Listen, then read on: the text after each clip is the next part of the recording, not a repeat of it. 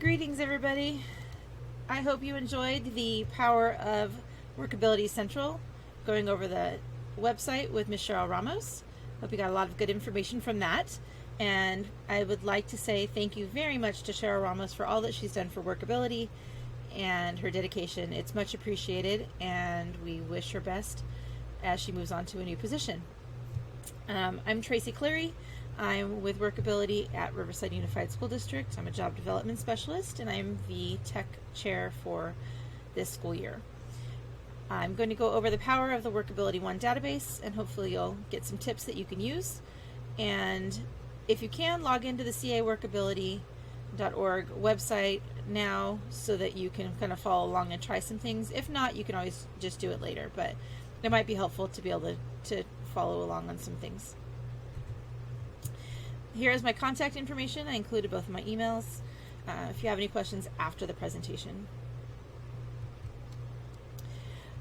This is just to remind you of some information that is needed from on the website. The student basics information, we can find that at Riverside Unified on ARIES. It's usually on like the demographics page, so you can get a lot of that information. It will let you save it, but you'll have to go back and fill it in. So it's better to have all the information up front. On the array of services, you need to have both of the red sections filled in to count as served. And the schools and agencies, make sure the school name is listed if you do have any support agencies. And when they do exit, make sure you do the program exit date and the proper code. That way the student will roll over so that you can do follow-up on them the next year. On placements, start date, business name, wage per hour, hours per week, and career cluster ID are required to be able to save a placement. And under addresses and case notes, extra information for your follow-ups is always good, but just please remember on the case notes, you can't edit it or remove it once you've saved it. So anything that you put there is forever there. All right, this is just a copy of the student services page, the array of services page, and these are the two that I was talking about: the career vocational assessment and employment post-secondary education. These are two things that are required for a student to be served. When you're actually on the website, unfortunately I realized that I can't go live to certain parts of the site because I can't share my student information. But when you're actually on the page, you can highlight over or hover over any of these headings, and it'll tell you what would be included in those topics if you can actually chart them as part of a service that was provided. For something that hopefully we'll be updating soon, we will have a way to track the amount of time that was spent on each of these areas. We're still waiting on the official update, but that was one of the things that was being discussed, was a checkbox above each one of these where you could put how much time has been served in each of the different areas, so we can add that information to CalPads. How do you get a student transferred for another project? Go to student records, and you want to open all projects, any school, any program years, any baseline follow-ups to search for a student, because you might miss them if you don't have all the parameters open. And then you'll see a transfer button, which means the student has already been released from another school, if they have already been released.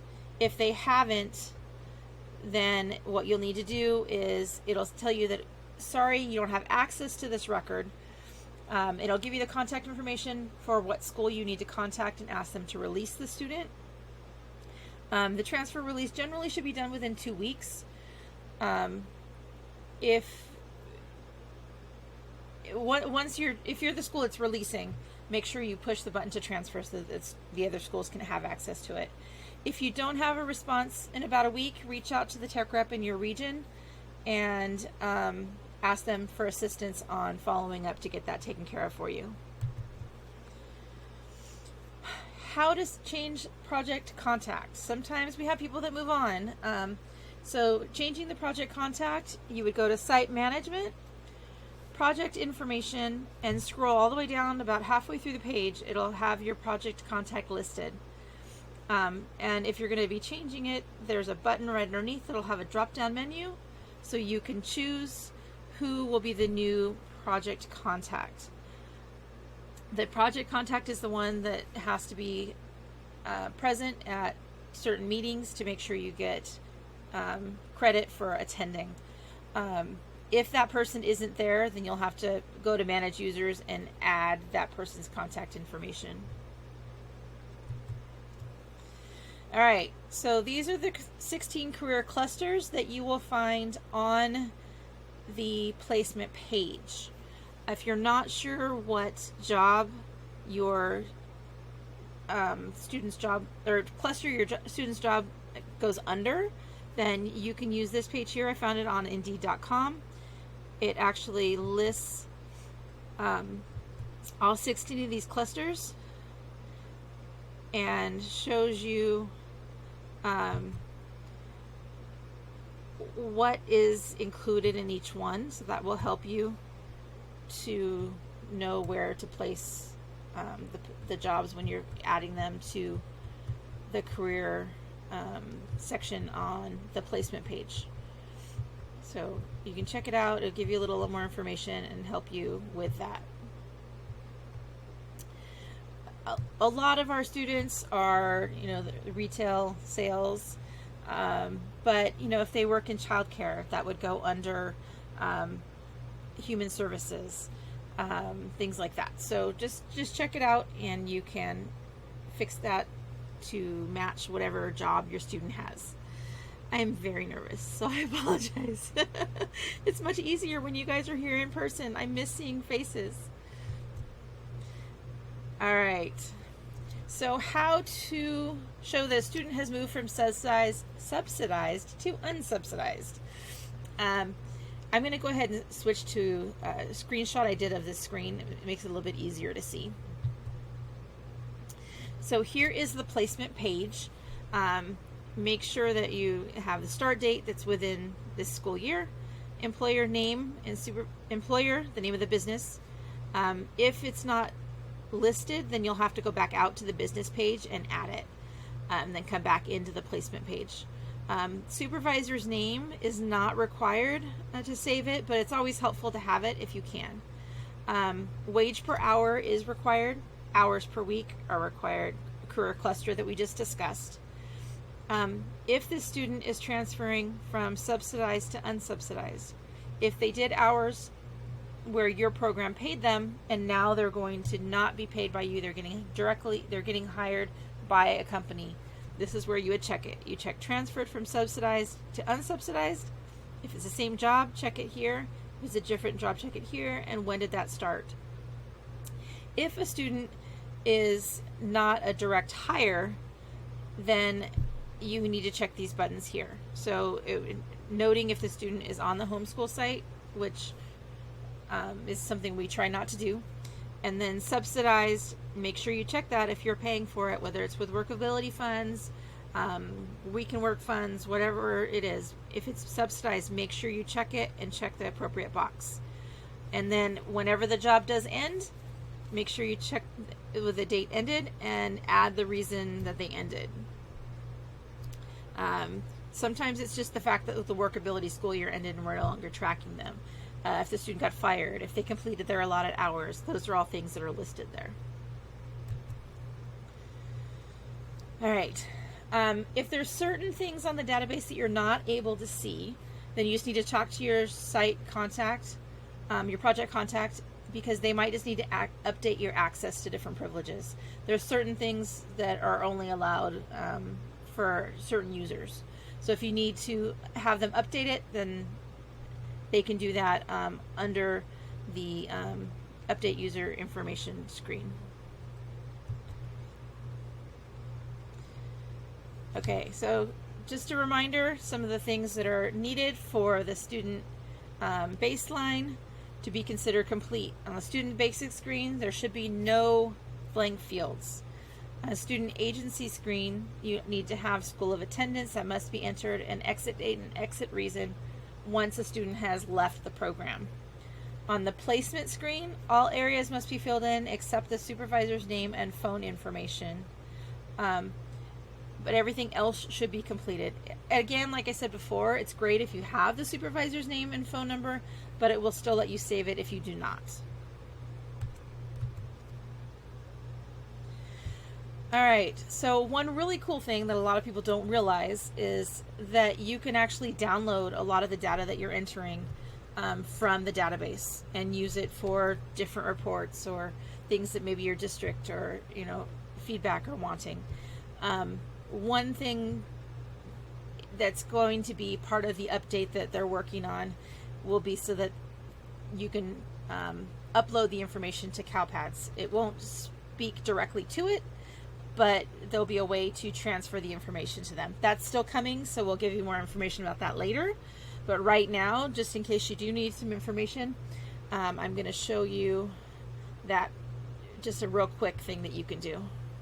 I'm going to log in real quick to the page.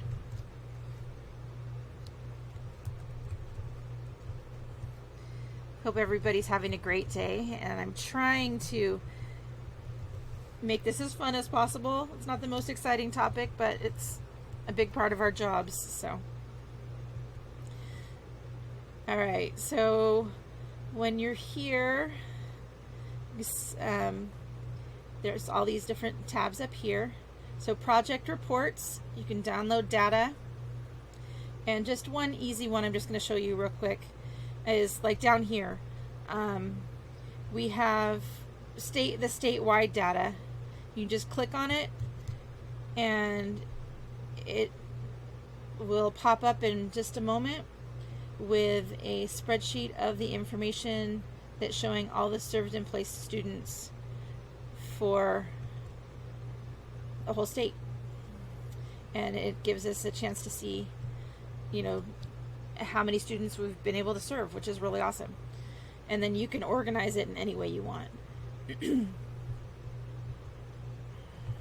But it just as an example of all the things that are here, how many students in the follow-up had continuing education agencies, what was the follow-up student data for what year. It's all good information that you can access at any time and manipulate it into whatever form you like. It does give it to you in a tab delineated format, so it's much better to copy it into Google Sheet for ease of use, but it's definitely available. All right.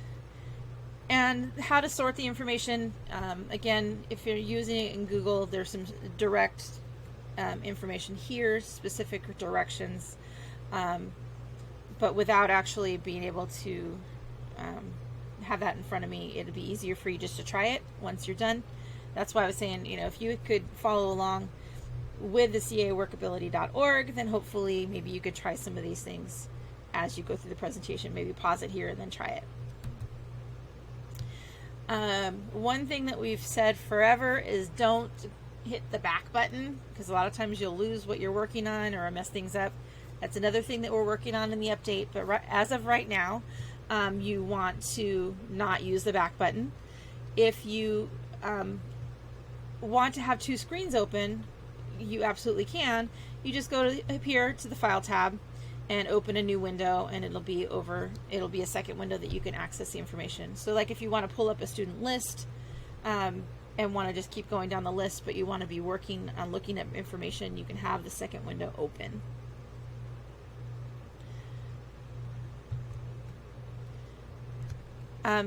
These are the tech reps that I have by region as of right now. We have a meeting next week, so I'll be finding out if there's any updates. And I will try and send that out as soon as I can, just in case there's any changes. But on the main screen, when you do log into the database, is where it should show who your current tech rep is locally to you.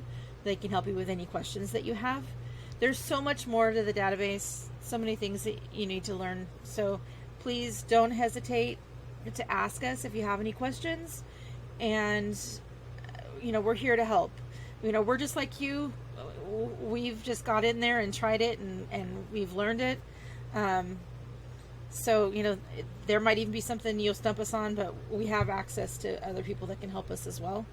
So please reach out if there's anything that we can do for you. I'm in Region 5, but I'm the TEC chair, so I'm happy to help anybody if need be. Just send me an email.